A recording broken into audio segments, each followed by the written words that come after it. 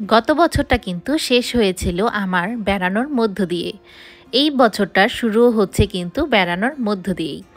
আসসালামু আলাইকুম সবাইকে, আমি Umme Habiba. Welcome to my channel Bikrampur family. শুভ সকাল সবাইকে। আশা করছি সকলেই ভালো আছেন। আলহামদুলিল্লাহ, আল্লাহ তাআলার রহমতে আমরাও কিন্তু ভালো আছি। আর এই সুস্থতা নিয়ে শুরু করছি নতুন আরও একটি ভ্লগ। কোথাও বেড়াতে যাওয়ার আগে কিন্তু অনেকটাই প্রিপারেশন নেওয়া লাগে। সেইভাবে কিন্তু আমি সব কিছু গুছিয়ে নিয়েছি। আর এই তো একটা উবার রাইডসও কল দিয়েছিলাম যাওয়ার জন্য। আজকে আমরা ঢাকায় চলে যাচ্ছি। আর ঢাকাতে কেনই যাচ্ছি অনেকেই হয়তো বা জানেন। আর যারা আমার চ্যানেলে নতুন তাদের জন্য বলে দিই যে আমার কাজিনের চাচাতো ভাইয়ের কিন্তু এই উইকেই হচ্ছে বিয়ে। আর সেই বিয়েতে অ্যাটেন্ড করার জন্যই কিন্তু আজকে আমাদের চলে যাওয়া। আপনাদের ভাইয়া কিন্তু ব্যাগগুলো তুলে ছিল। আর কোথাও যাওয়া তো এত ব্যাগ হওয়া। আর তার উপর তো দেখা গিয়েছে যে আমাদের বাড়ির বিয়ে, তো আমাদের তো একটু ব্যাগ বেশি হবেই। আজকে হচ্ছে আমার সাথে করে আমার মেজু ভাই, ভাবি আর হচ্ছে আমার ভাতিজিও যাবে। আমার চাচার বাসা আর আমার মেজু ভাইয়ের শ্বশুর বাড়ি এক এলাকাতেই, সেই জন্য কিন্তু আমরা আগেই থেকে চলে যাচ্ছি। আর এই তো আমাদের কিউট বেবি আমার মেজু ভাইয়ের ছেলে, ও কিন্তু এসে পড়লো। আর আফরা বাবা সবাইকে যাওয়ার জন্য হেল্প করছিল, সবাই যাতে একসাথে করে সুন্দর করে বসতে পারি। যদিও আপনাদের ভাইয়া কিন্তু যাবে না, সেই জন্য কিন্তু আমার মেয়ের মনটা অনেকটাই খারাপ ছিল। আফরার বাবা তো আমাদের বাই বলে দিল। আর আমার একটু খারাপ লাগছিল, তো কিছু করার নেই, কারণ ভাইয়ের বিয়ে আগে তো যেতেই হবে। আর সে যেহেতু তার দোকান আছে, তো তার তো এখন আর গেলে হবে না। বা যাই হোক, ভাইয়া তো আমাদের সাথেই যাচ্ছিল। আর আমরা কিন্তু চলে যাচ্ছি। বিসমিল্লাহ বলে তো গন্তব্যটা শুরু করলাম। আর আমার কোলে কিন্তু এই তো ছিল আমাদের কিউট বেবি, যার নাম হচ্ছে আব্দুল কাইয়ুম। আর আব্দুল কাইয়ুমকে বসিয়েছিলাম হচ্ছে আমার কুলে, আর আফরাকেও কিন্তু সিটে বসিয়ে নিয়ে যাচ্ছিলাম। আর জায়গায় যেতে যেতে বলে দিই, আজকে কিন্তু আমি ঢাকার কামরাঙ্গীরচরে যাচ্ছি। সাভার থেকে কামরাঙ্গীরচরের দূরত্বটা কিন্তু বেশ খানিকটাই, বলবো না যে অল্প একটু দূরত্ব, প্রায় আমাদের 1.5 ঘন্টার মতন লেগে গিয়েছিল। যদিও আমরা প্রাইভেট কার নিয়ে গিয়েছিলাম, তাতেই কিন্তু আমাদের 1.5 ঘন্টার মতন লেগে গিয়েছিল। তেমন একটা জ্যাম ছিল না আজকে, যেহেতু শনিবার ছিল।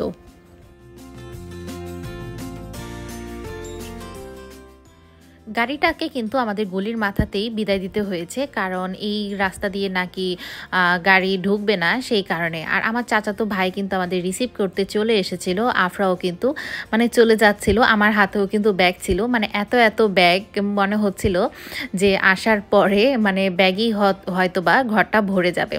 যাই হোক, চাচার বাসা আসার পর কিন্তু নাস্তা করা হয়েছিল, কারণ আমরা কিন্তু সকালে নাস্তা না করে রওনা দিয়েছিলাম। আর সকালে আসার পরেই আফরা বলছিল আমি নানুর বাসা ছাদে যাব। আফরার কিন্তু ছাদে যাওয়ার একটাই উদ্দেশ্য ছিল, সেটা হচ্ছে ওর ছোট নানু হচ্ছে ছাদের মধ্যে কিছুটা পরিমাণে গাছ লাগিয়েছে, ছাদে কিছুটা পরিমাণে অল্প পরিসরে কিছুটা বাগান করেছে। সেইটা দেখার জন্যই কিন্তু আমরা মা মেয়ে চলে এসে পড়লাম ছাদ বাগানে। আসলে আমারও ইচ্ছা ছিল যে ছাদ বাগান থেকে আমিও কিছুটা পরিমাণে সবজি তুলব। আর এখানে সবজির বলতে হচ্ছে টমেটো ছিল, কিছুটা সিম ছিল, আর হচ্ছে বেগুন গাছ ছিল, যেটা কিনা আমার চাচার ছাদেই হচ্ছে এইভাবে করে লাগিয়েছিল। যত্ন সহকারে কিন্তু 1-2টা গাছ থেকে অনেক সবজি খাওয়া যায়, যেটার এক্সাম্পল কিনা আমি নিজেই। কারণ আপনারা কিন্তু অনেকেই জানেন আমার একটা গাছের থেকেই আমি কতটা পরিমাণে করলা খেয়েছি। আর দেখতেই পারছেন যে মাশাল্লাহ কত সুন্দর করে টমেটো ঝুলে রয়েছে। এখান থেকে কিন্তু আমার কাকি বলল আর কি, তারা অনেকটাই টমেটো খেয়েছে পেরে, কি আর বলবো, অনেকটা তাদের ঘরেও আছে, যেটা কিনা মেহমানদের জন্য রেখেছিল। আর আমি তো আগেই বলেছি যে আমার ইচ্ছা ছিল যে আমি নিজ হাতে কিছুটা পরিমাণে টমেটো পেরে নিব, সেই জন্যই কিন্তু আমার ছাদে আসা। আর আফরা তো শুরুতেই আর কি পেরে নিচ্ছিল, তো আর কি বুঝতে পারিনি কোনটা পারতে হবে। প্রথমে হচ্ছে কাঁচা টমেটো ধরছিল, আমি বললাম যে কাঁচাগুলো তো পারতে হয় না, তোমার যেগুলো হচ্ছে পাকা লাল সেগুলোই হচ্ছে আমাদের ছিঁড়ে নিতে হবে। এক এক করে তো আমি আর আমার মেয়ে দুইজনে হচ্ছে মা মেয়ে মিলে কিন্তু টমেটোগুলো ছিঁড়ে নিচ্ছিলাম। আর মাশাল্লাহ অনেক অনেক টমেটো কিন্তু ছিল, মানে যেগুলো কি না পাকা, আবার কিছুটা রং ধরেছে। আর আপনারা দেখতেই পারছেন অনেকগুলো কিন্তু কাঁচা অবস্থাতে ছিল, যেগুলো কি না বড় হবে আবার কিন্তু খাওয়া যাবে। তো এই তো আফরা কিন্তু ঝুড়ি ধরেছিল আর নিজেও কিছুটা কিছুটা ছিঁড়ছিল, কারণ আমি বলে দিয়েছিলাম যেগুলো হচ্ছে লাল সেগুলো হচ্ছে পাকা। কি আর বলবো, মানে এই টমেটোগুলো ছিঁড়তে আমার এতটা ভালো লেগেছিল, মনে হয়েছিল যে নিজের গাছ থেকে কিছু একটা পাড়াও কিন্তু অনেকটা আনন্দের। মানে আমারও অনেকটা ইচ্ছা ছিল, আর আমার চাচাও বলে রেখেছিল আচ্ছা তোমার জন্য আমি কিছুটা পরিমাণে লাল টমেটো রাখবো, যেটা এসে কিনা তুমি নিজ হাতে পারতে পারবে। আর এই গাছটার মধ্যে দেখুন কি পরিমাণে টমেটো হয়েছে, মানে মাশাল্লাহ এত সুন্দর করে টমেটো ধরেছে। মানে ছোট্ট একটি গাছে একেবারে নিচ থেকে উপর পর্যন্ত কিন্তু টমেটো হয়ে রয়েছে। আর পাকা পাকা টমেটোগুলোই কিন্তু আমি এক এক করে পেরে নিচ্ছিলাম। ছোট্ট একটা ঝুড়ি আনলে কি হবে, অনেকগুলি টমেটো কিন্তু আমাদের পাড়া হয়েছিল, মানে যেগুলো হচ্ছে রং ওঠা ছিল সেগুলো তো আর ছিঁড়ে নেইনি, আর যেগুলো হচ্ছে একেবারে পেকেছিল সেই টমেটোগুলোই কিন্তু আমি ছিঁড়ে নিচ্ছিলাম। আফরা কিন্তু এই বাসায় আসার পর থেকে শুরু করে দিয়েছিল আম্মু কখন ছাদে যাবে আর কখন আমি টমেটো ছিঁড়ব, কারণ ও ওর নানির সাথে হচ্ছে আগে থেকে কন্ট্যাক্ট করেছিল যে আমি হচ্ছে আপনাদের বাসায় এসেই কিন্তু টমেটোগুলো পেরে নিব। আর মাশাল্লাহ দেখতেই পারছেন কতগুলো টমেটো আমি পেরে নিয়েছিলাম। ইতিমধ্যে কিন্তু আমার চাচাও মানে অনেকগুলো টমেটো পেরে নিয়েছিল, মানে 2-3 দিন আগে, যেটা নাকি আমাকে বলল। আর এই তো আমরাও কিন্তু টমেটো পাড়ার পর আবার বাসায় এসে পড়লাম। আর বাসায় মানে আসার পরে আফরার ছোট নানু আফরাকে কিছুটা পরিমাণে ক্লে কিনে দিয়েছিল, আর ক্লে দিয়ে হচ্ছে দুষ্টামি করে এটা সেটা কিন্তু বানিয়ে নিচ্ছিল। সেটাই হচ্ছে আপনাদের সাথে একটু শেয়ার করা।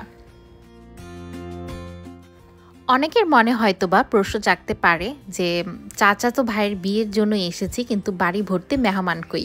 আসলে এই সপ্তাহে কিন্তু বিয়ে, আর আমি কিন্তু মানে সপ্তাহের শুরুতেই কিন্তু চলে এসেছি, কারণ আমার হচ্ছে অনেকটাই দায়িত্ব। আর আমি যেহেতু মানে আমার বাবা আর চাচার দুই ফ্যামিলিতেই হচ্ছে আমি একমাত্র মেয়ে, তো আমার ভাইয়ের বিয়েতে আমার দায়িত্বটা কিন্তু একটু বেশি। তো আমরা হচ্ছে মধ্য দুপুরে মানে 12টার দিকে হচ্ছে কিছুটা পরিমাণে মোয়া খেয়েছিলাম। যাই হোক সেইটাও কিন্তু আপনাদের সাথে বসে বসে শেয়ার করা। আর এখানে আসার পর হচ্ছে আফরা মাংস ছাড়া তো খাবেই না, আর সেই জন্যই কিন্তু আফরাকে হচ্ছে মাংস দিয়ে আমি দুপুরবেলা ভাত খাইয়ে দিচ্ছিলাম। আজকে হচ্ছে ওকে আমি গোসল করিয়ে দিইনি, কারণ যেহেতু আমরা এক জায়গা থেকে আরেক জায়গাতে এসেছি, তো আজকে ভাবছিলাম যে আজকে ওকে গোসল করাবো না। আর আমি কিন্তু কিছুটা পরিমাণেই তো টমেটো দিয়ে সালাদও মানে কেটে নিয়েছিলাম, কারণ ভাবছিলাম যে যেহেতু নিজ হাতে টমেটোগুলো পেরে নিয়েছিলাম, সেই টমেটোগুলো মানে এখন হচ্ছে আমরা সালাদ বানিয়ে খাবো। আর আমার ভাতও কিন্তু বাড়া হয়ে গিয়েছে, কারণ আমার কাকিরা হচ্ছে মানে 4 জনের ফ্যামিলি।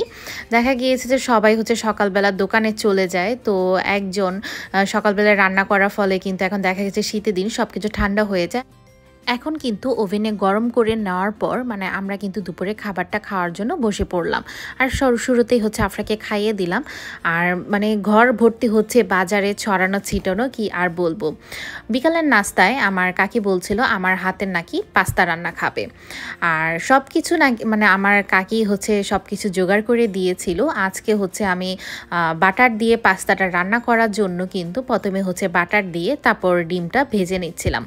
আসলে এক জায়গা থেকে আরেক জায়গাতে আসলে কিন্তু রান্নাটাও একটু অন্যরকম মনে হয়, যে দেখা গিয়েছে যে নিজের রান্নাঘরে যেই রকম একটা কমফোর্টেবল ফিল করি, মানে অন্য কারো রান্নাঘরে কিন্তু মানে একটু মনে হয় যে এইটা কোথায় ওইটা কোথায়, আসলে খুঁজে পাওয়াটা কিন্তু অনেকটাই টাফ। যাই হোক, মানে প্রথমেই কিন্তু আমি 3টা এক এক করে কিন্তু ডিমগুলো ভেঙে দিয়ে তারপর কিন্তু ভেজে নিয়ে উঠিয়ে নিয়েছিলাম। আবার হচ্ছে কিছুটা পরিমাণে বাটার দিয়ে আমি প্রথমে রসুন কুচি দিয়ে ভেজে নিব।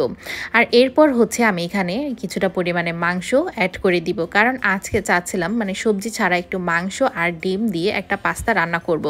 কারণ আমার কাজিন হচ্ছে আগে থেকে বলে রেখেছিল আমি হচ্ছে যেই দিনে আসবো না কেন আমার হাতের নাকি পাস্তা খাবে। তো বাসায় হয়তো বা একরকম করে রান্না হয়, কিন্তু এখানে আসার পর মানে আমার মনে হচ্ছিল যে একটু হয়তো বা মজা কম হতে পারে, মানে কী রকম হবে আমি কিন্তু মানে বলতে পারছিলাম না। আর এমনিতেও কিন্তু বাটার দিয়ে যে কোনো কিছু রান্না করলে ভালোই লাগে, মাশাআল্লাহ খারাপ হয়নি, মানে মোটামুটি বলবো ভালোই হয়েছে।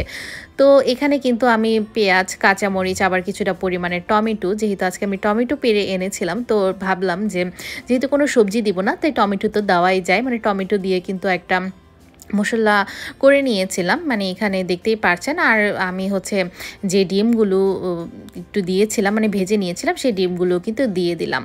আজকে কিন্তু আমি অনেকটা পরিমাণে পাস্তা রান্না করছিলাম, কারণ আমার কাকি বলছিল যে আসলে খাওয়া হবে, না খাওয়া হলে দেখা গিয়েছে তাদের ভাড়াটিয়া আছে মানে সবাইকে দিয়েই কিন্তু খেতে হয়। আর এখানে আমি কিছুটা পরিমাণে সয়া সস আর কিছুটা পরিমাণে ম্যাজিক মশলা দিয়ে নিব। আর পাস্তা রান্নার পরে কিন্তু দেখা গিয়েছে যে মশলা মিক্সড করতে করতে যে একটা ভাজা ভাজা হয় তখন কিন্তু কালারটা একেবারে সুন্দর করে চলে আসে, কারণ এই ভাজা ভাজাটাই হচ্ছে পাস্তা বা নুডলসের মেইন, মানে মিক্সড করাটাই হচ্ছে মেইন। তো আপনাদের সাথে কিন্তু আমার এমনিতেই শেয়ার করা, তো কেমন লেগে থাকলো তা কিন্তু অবশ্যই আপনারা কমেন্ট করে জানাতে ভুলবেন না। রান্না নিয়ে একটা কথা না বললেই নয়, সেটা হচ্ছে সবার রান্না কিন্তু একরকম নয়, কারণ সবার রান্নার কোয়ালিটিও কিন্তু একরকম নয়, যেটা কিনা আমি আমার প্রায় ভিডিওতেই বলে থাকি। আর এই তো পাস্তাটা কিন্তু আমি ভাজা ভাজা করে নিচ্ছিলাম। আর আমার যদি কোনো রান্নায় ভুল হয়ে থাকে তাহলে তো অবশ্যই আপনারা কমেন্ট করে জানাতে ভুলবেন না, কারণ আমি আমার যখন আপু ভাইয়া বা সিনিয়র আন্টিদের অনেক ভিডিও দেখি তখন কিন্তু আমি অনেকটাই কিছু জানতে পারি। যাই হোক, গরম গরম পাস্তা নিয়ে কিন্তু মা ড্রয়িং রুমে চলে এসে পড়লাম খাওয়ার জন্য, কারণ আমার কাজিনরা কেউ দোকান থেকে আসেনি আর আমার কাকু আসেনি, আর সাথে হচ্ছে আমার কাকিও হচ্ছে পরে খেয়ে নেবে। যাই হোক, আমার তো গরম গরম পাস্তা খেতে ভালোই লাগছিল, আর আফরা তো মানে বলছিল একটু ফু দিয়ে দাও, তো ওকে ফু দিয়ে তো খাইয়ে দিচ্ছিলাম, কিন্তু বলছিল যে গরম। পাস্তা খাওয়ার মধ্য দিয়ে শেষ করছি আজকের ভ্লগটি আপনাদের কেমন লেগে থাকলো তা কিন্তু অবশ্যই কমেন্ট করে জানাতে ভুলবেন না। ভিডিওতে একটি লাইক দিবেন এবং চ্যানেলটিকে সাবস্ক্রাইব করে পাশেই থাকবেন। এই পর্যন্ত সকলেই ভালো থাকবেন, আমাদের জন্য দোয়া করবেন। আল্লাহ হাফেজ, আসসালামু আলাইকুম সবাইকে।